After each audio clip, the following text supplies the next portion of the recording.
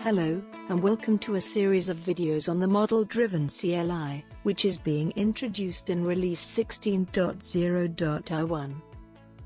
This video introduces the MD CLI flexible units input, where for example, sizes, rates and durations can be entered in different ways, and are automatically converted to the base unit.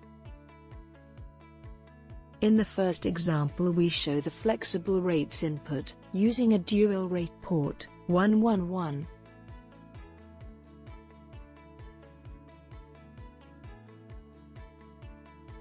The configured port speed is 10 gigabits per second.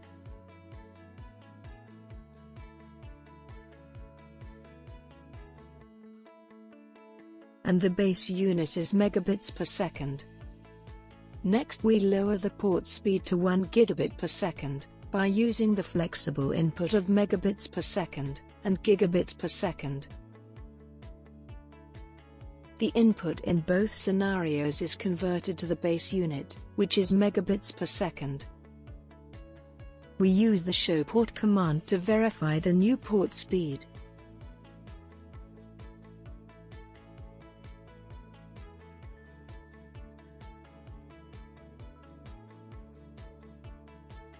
Next we navigate to the quality of service branch, and show an example of a binary input, using the quality of service precedence parameter, which has a numerical value, between 0 and 7.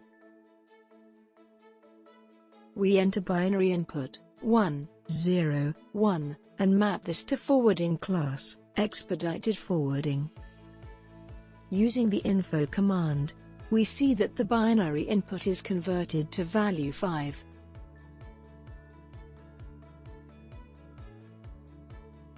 Next we change the maximum burst size of Q2, which has a base unit and bytes. The input value 10, without a unit, is interpreted as the base unit, and is 10 bytes in this example.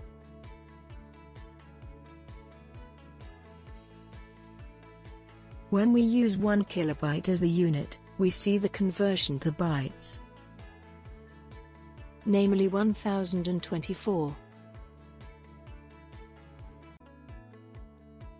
And when we use 1 megabyte as the unit, we see a similar conversion to the base unit, namely 1,048,576 bytes. In example 3, we demonstrate double quote translation, where the double quotes were changed by the auto format function in Word. Different MAC, IPv6 address formats, using 2 different input configuration formats. Using copy and paste, from a Word document.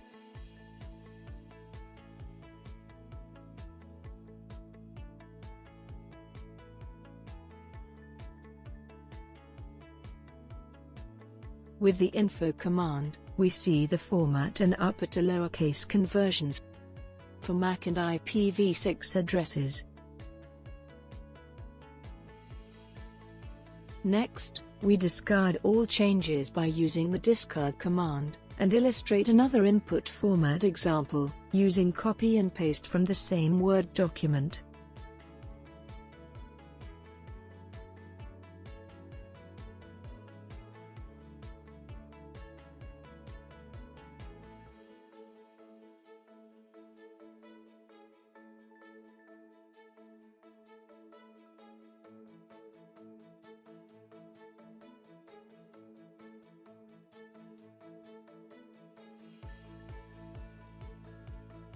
In the final example, we show the flexible input for durations, using the IPv6 BFD timer.